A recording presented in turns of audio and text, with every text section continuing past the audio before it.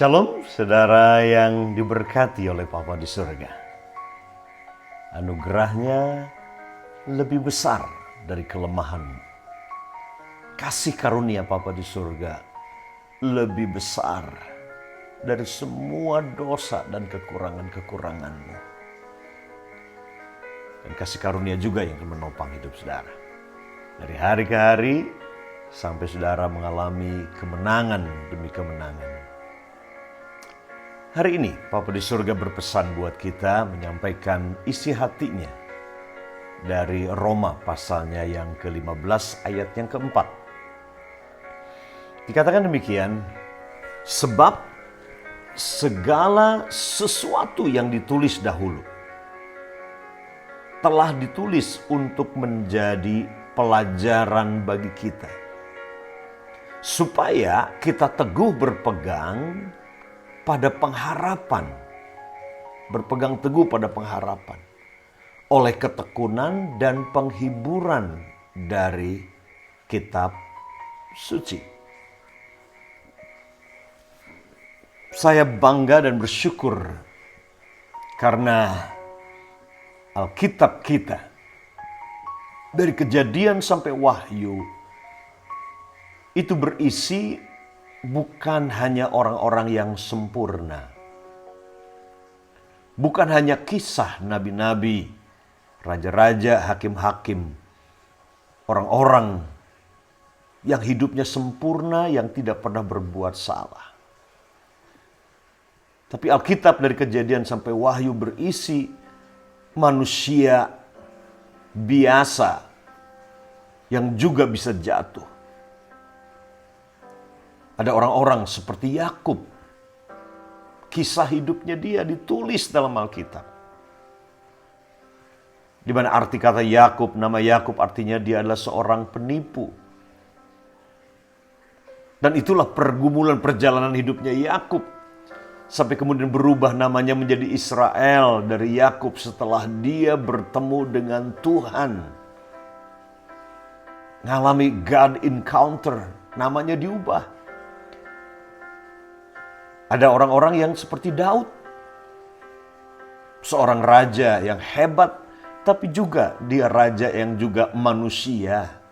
Jatuh di dalam kelemahan, jatuh dalam perzinahan dengan istri orang. Tapi kemudian dia bertobat dan dipakai Tuhan.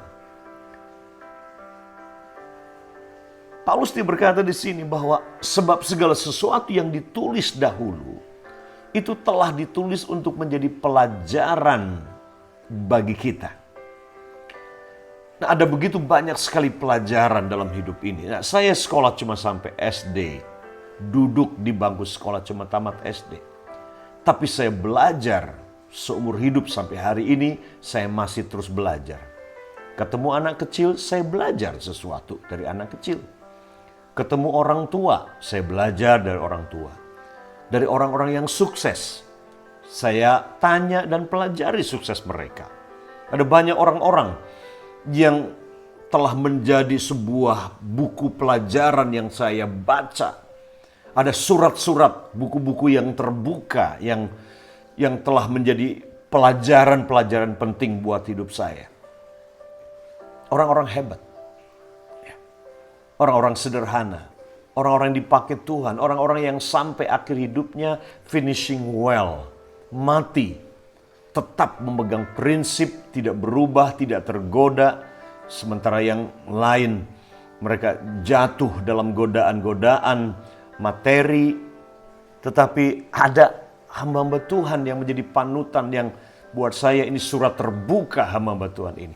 Salah satu contoh orang yang sangat saya suka dan dekat itu adalah Bapak Stefanus Damaris, almarhum.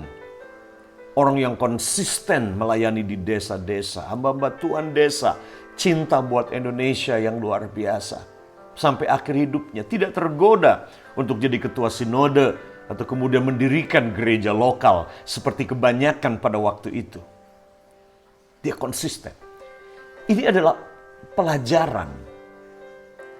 Jadi ini namanya sekolah kehidupan.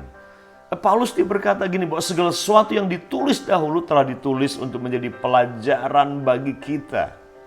Kadang-kadang kita lupa ketika kita mengalami ujian, katakan soal keuangan. Kita lupa pelajaran tentang bagaimana Tuhan menyediakan keuangan di masa yang lalu. Atau kita lupa pelajaran yang Tuhan berikan pada kita, mungkin lewat orang tua kita, bagaimana mereka ditolong Tuhan keluar dari krisis keuangan yang mereka alami.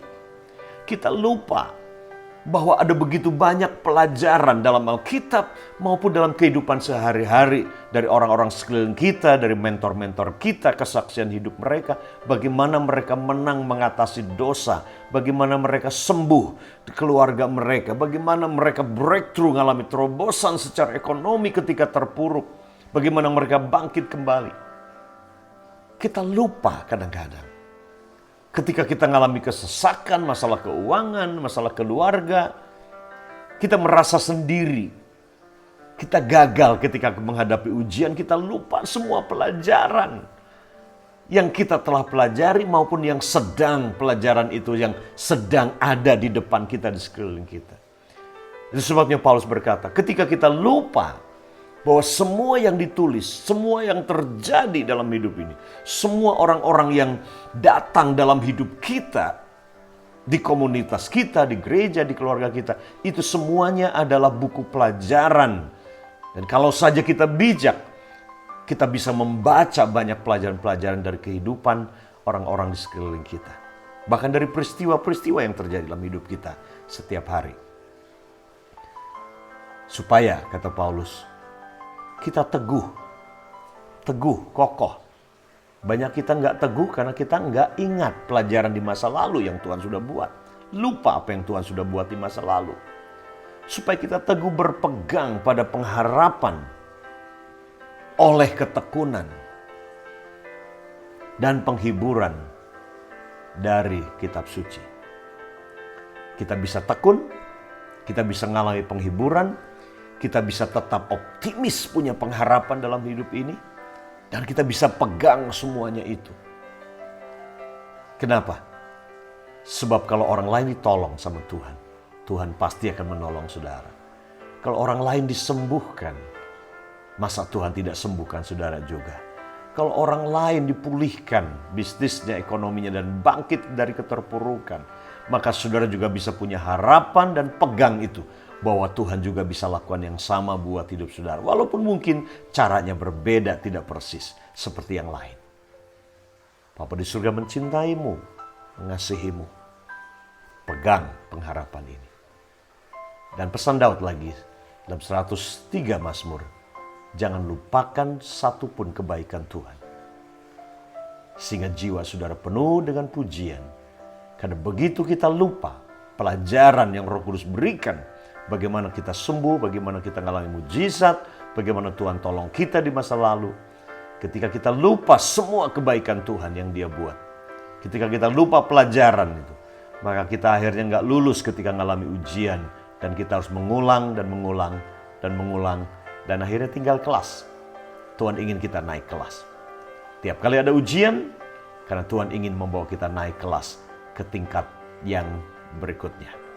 Tapi kita harus selalu ingat pelajaran yang telah diajarkan pada waktu-waktu yang lalu. Tuhan Yesus memberkati saudara. Bapa di surga mencintaimu. Dia selalu ada untukmu. Jangan pernah lupa itu. Kasih-Nya sempurna bagimu. Dan anugerah-Nya cukup dan besar bagimu. Tuhan Yesus memberkati. Dan selalu ingat, Bapa di surga mengasihi saudara tanpa syarat.